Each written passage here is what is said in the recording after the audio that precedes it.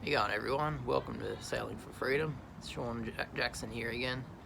I just wanted to talk in this video about solo sailing, long distance, the records, what's the current record for solo sailing, solo circumnavigating, and the current record for the longest distance sailed non-stop by any vessel is by John Sanders, another fellow Australian. He's from West Australia, and he holds the title of 650 days sailed non-stop, and that's solo sailing as well. And he also holds the title for the longest period alone at sea, which is again that 657 days. So it's a long time, a long trip out at sea alone. And part of this channel is basically to record and document the process of training for such a mission, to try and reverse engineer how we can get to that level, and starting from scratch basically, starting to learn and try to see what we can do to get to that particular point of where we need to be to actually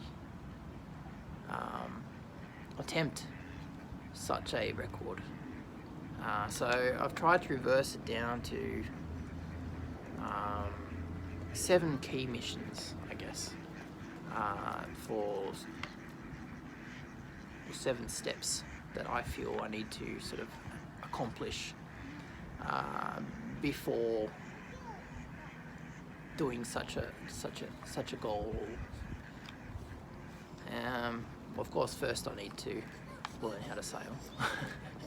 And part of my progress to doing that, with joining the Navy, is to hopefully to soon join a local sailing club.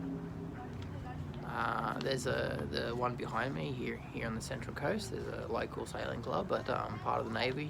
The Navy has its own sailing club as well, so I'll be joining on that soon, and learning the ropes, as it were, with sailing.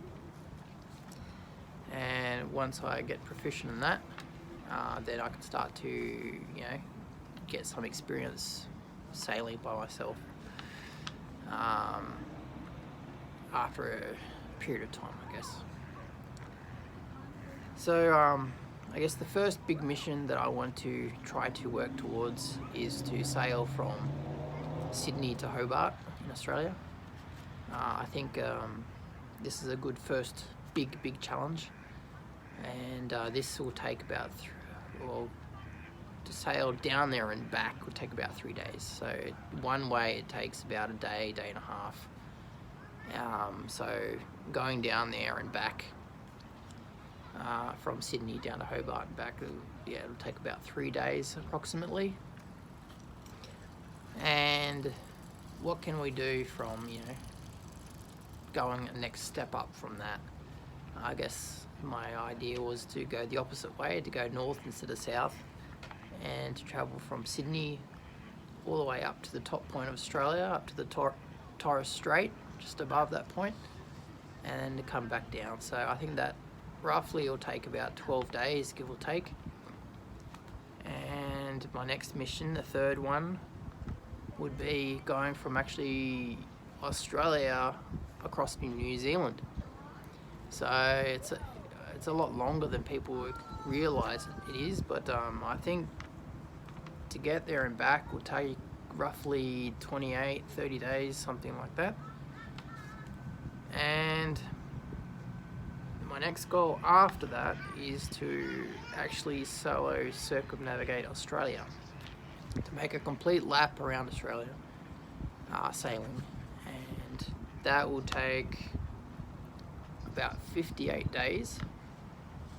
It has been done faster, I think, but I'm just going off of rough numbers that other people have done.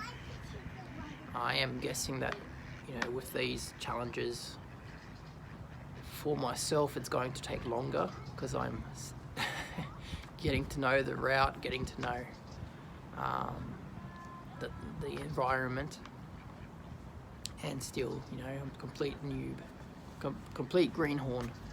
So yeah, I don't mind going slow, because I think it's the journey that we want to experience, and you know, we want to get there in one piece. We want to get there safely, and you know, we're looking at trying to experience life, you know, extensively at sea, not to get there in a flash, not to get there quickly. So what can I do after Australia? I guess the next key one, and my challenge number 5, would be to go down to Antarctica and to solo circumnavigate Antarctica, which is a much larger challenge that'll take up to about 110 days. For me, probably more. So it's not just a longer distance, not just a longer time, but you're working with the more extreme weather down there. You're dealing with the cold weather. You're dealing with the ice, and you know, more open ocean debris, ocean garbage that may be lying around, which can cause hazards. So I think that's a good next step up to work towards.